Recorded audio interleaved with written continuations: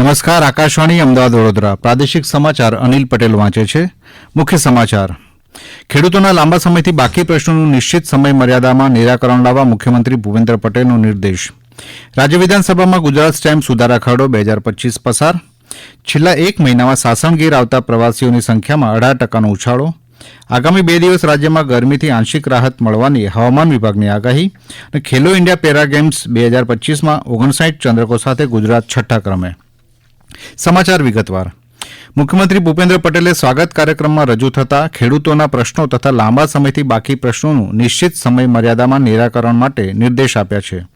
શ્રી પટેલે ગઈકાલે ગાંધીનગરમાં રાજ્ય સ્વાગત કાર્યક્રમમાં ઉપસ્થિત રહીને વિવિધ રજૂઆતો સાંભળી હતી. તેમણે જણાવ્યું કે લોકોમાં જાગૃતિ વધતા વ્યક્તિગતની સાથે જાહેર હિતને લગતા પ્રશ્નો પણ સ્વાગતમાં આવતા થયા છે. શ્રી પટેલે રાજ્ય સ્વાગતમાં મળેલી 131 રજૂઆતો સંદર્ભે સંબંધિત કક્ષાએ નિવારણ માટે માર્ગદર્શન આપ્યું હતું. મુખ્યમંત્રી ભૂપેન્દ્ર પટેલે જણાવ્યું છે કે બેટી બચાવો બેટી પઢાઓ જેવા જનજાગૃતિ અભિયાનમાં શેરી નાટકો દ્વારા રંગભૂમિના કલાકારોએ મહત્વપૂર્ણ યોગદાન આપ્યું છે.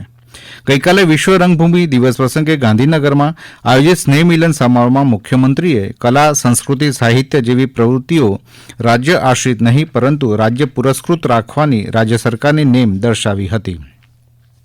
વિશ્વ રંગભૂમિ દિવસ પ્રસંગે અમદાવાદમાં યોજાયેલા અન્ય એક કાર્યક્રમમાં મુખ્યમંત્રીએ ગુજરાતી રંગમંચના 11 કલાકારોને સન્માનિત કર્યા હતા.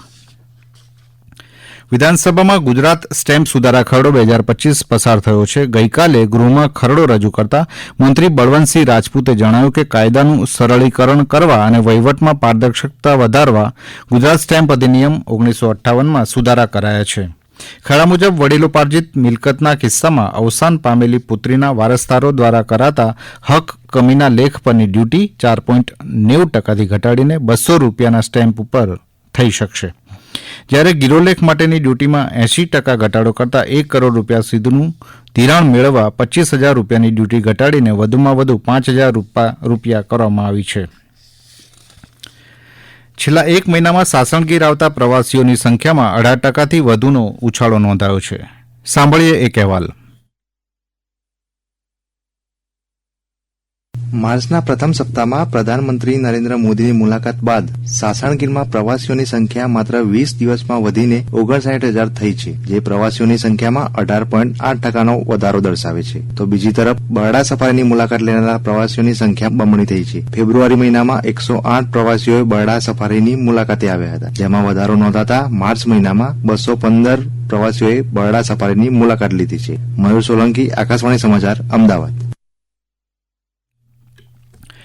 ચૈત્રી નવરાત્રિને ધ્યાનમાં રાખીને યાત્રાધામ શ્રી આરાસુરી અંબાજી મંદિરમાં આરતી અને દર્શનના સમયમાં ફેરફાર કરાયો છે.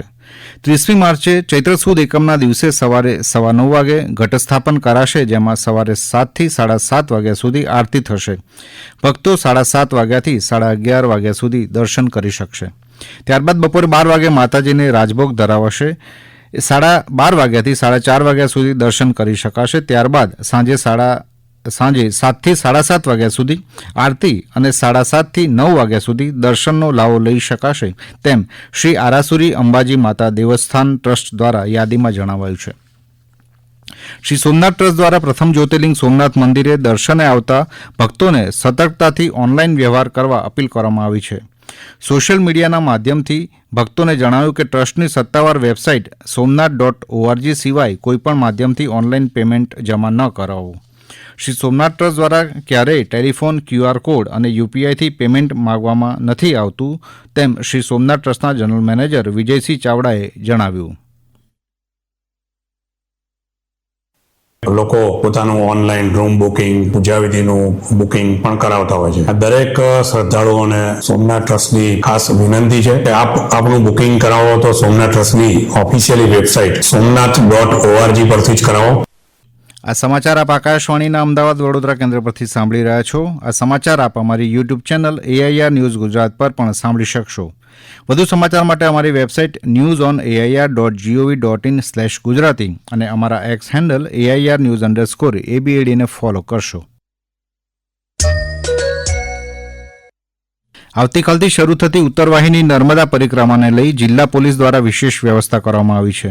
આ વખતે પરિક્રમા માર્ગ પર કોઈપણ પ્રકારનો ટ્રાફિક ચાલુ રાખવામાં નહીં આવે તેમજ રામપુરા ખાતે આવતા ટ્રાફિકને અન્ય સ્થળે ખસેડવામાં આવશે તેમ જિલ્લા પોલીસ વડા પ્રકાશ સુંબેએ જણાવ્યું હતું.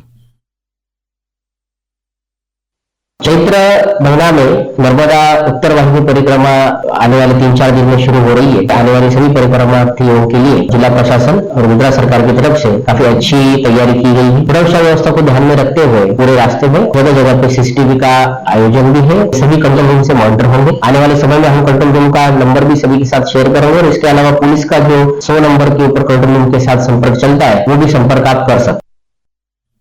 પ્રધાનમંત્રી નરેન્દ્ર મોદીએ આ રવિવારે આકાશવાણી પરથી પ્રસારિત થનારા મન કી બાત કાર્યક્રમ માટે નાગરિકો પાસેથી સૂચનો મંગાવ્યા છે. માસિક રેડિયો કાર્યક્રમની આ 120મી કડી હશે.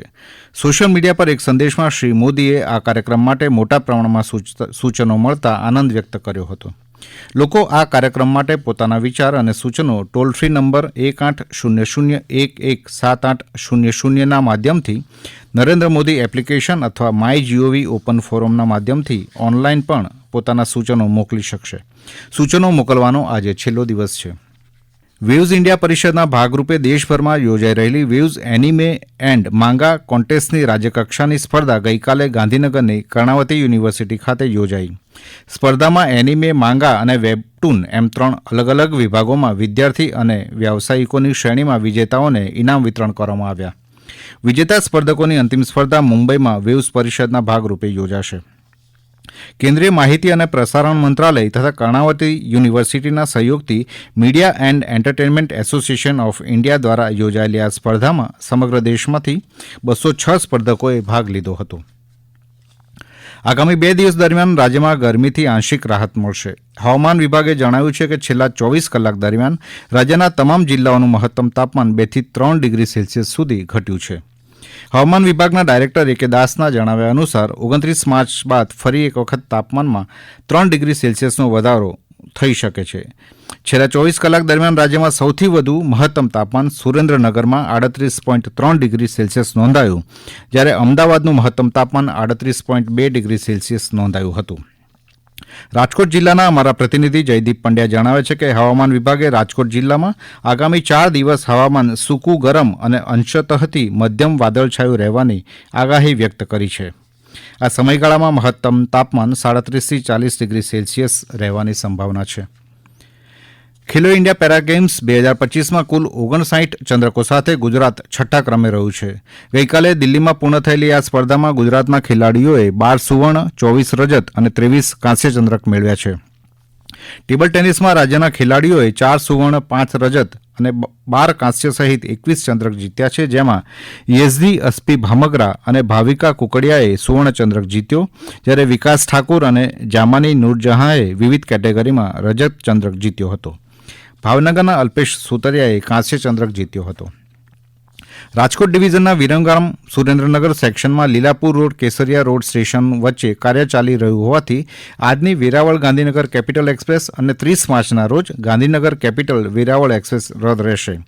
આ ઉપરાંત કેટલીક ટ્રેનો આંશિક રીતે રદ કરવામાં આવી છે. ટ્રેનના સમય અંગે વિગતવાર માહિતી માટે મુસાફરો www.inquiry.indianrail.gov.in ની મુલાકાત લઈ શકે છે. અંતમાં મુખ્ય સમાચાર. ખેડૂતોના લાંબા સમયથી બાકી પ્રશ્નોનું નિશ્ચિત સમય મર્યાદામાં નિરાકરણ લાવવા મુખ્યમંત્રી ભૂપેન્દ્ર પટેલનો નિર્દેશ. રાજ્ય વિધાનસભામાં ગુજરાત સ્ટેમ્પ સુધારા ખરડો 2025 પસાર. છેલ્લા 1 મહિનામાં સાસણગીર આવતા પ્રવાસીઓની સંખ્યામાં 18% ઉછાળો. આગામી 2 દિવસ રાજ્યમાં ગરમીથી આંશિક રાહત મળવાની હવામાન વિભાગની આગાહી. અને ખેલો ઇન્ડિયા પેરા ગેમ્સ 2025માં 59 ચંદ્રકો સાથે ગુજરાત 6ઠ્ઠા ક્રમે. આકાશવાણીના અમદાવાદ વડોદરા કેન્દ્ર પરથી પ્રાદેશિક સમાચાર પૂરા થયા. નમસ્કાર.